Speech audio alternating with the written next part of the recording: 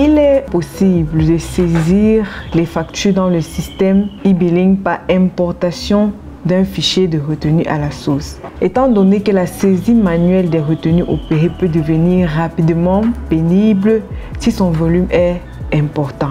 C'est pour cela qu'il a été mis en place le module d'importation des retenues à la source à partir d'un fichier, surtout que ces retenues se trouvent déjà certainement logées quelque part dans le système d'information de l'entreprise. L'informatique peut être efficacement mise en contribution pour produire le fichier au format attendu. Donc, pour ce faire, on clique sur le lien Impôt situé en haut à droite. On vient cliquer sur le lien importer. Cette petite interface s'affiche. On choisit le fichier à importer. Il est à noter ici que le type de fichier ici doit être CSV avec séparateur, ou alors vous préparez votre fichier d'abord sur Excel et vous l'importez au format CSV séparateur. L'informatique peut être efficacement mise à contribution pour produire le fichier au format CSV séparateur point virgule qui est attendu, ou alors vous préparez votre fichier sur MX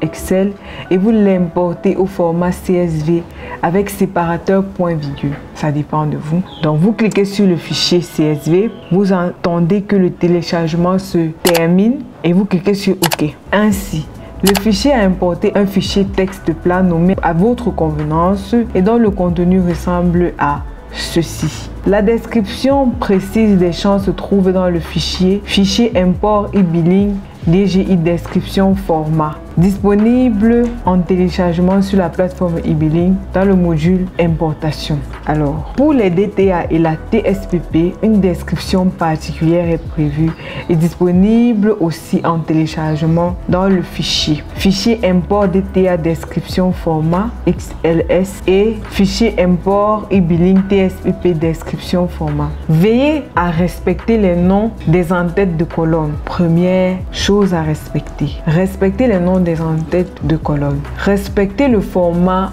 des dates. Jour, mois, année. Évitez les espaces dans les montants.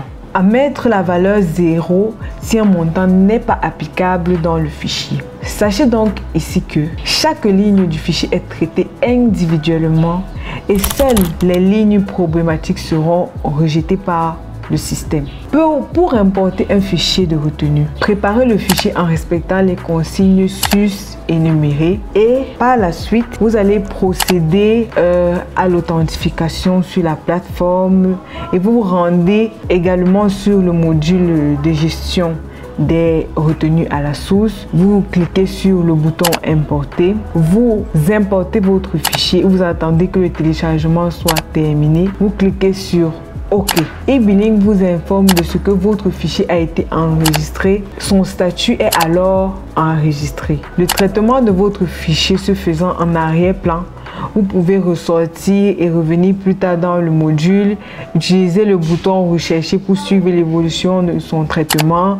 Son statut passera alors à en cours de traitement. Ensuite, lorsque le processus sera terminé, toutes les lignes ont été enregistrées sans problème ou alors terminé avec erreur. Donc il y a deux statuts: terminé avec succès. Dans ce cas, toutes les lignes ont été enregistrées sans problème, ou alors terminé avec erreur. Au moins une ligne du fichier n'a pas pu être enregistrée. Le bouton rapport d'erreur permet d'identifier, corriger les lignes problématiques et réimporter uniquement celles-ci à partir d'un autre fichier pour éviter les doublons. Le statut échec de traitement indique qu'aucune ligne n'a pu être traitée. Le traitement du fichier terminé, toutes les retenues y inclus sont enregistrées au statut brouillon et visible dans le listing des retenues. En cas d'erreur constatée à cette étape, l'importation peut donc être supprimée et l'ensemble des retenues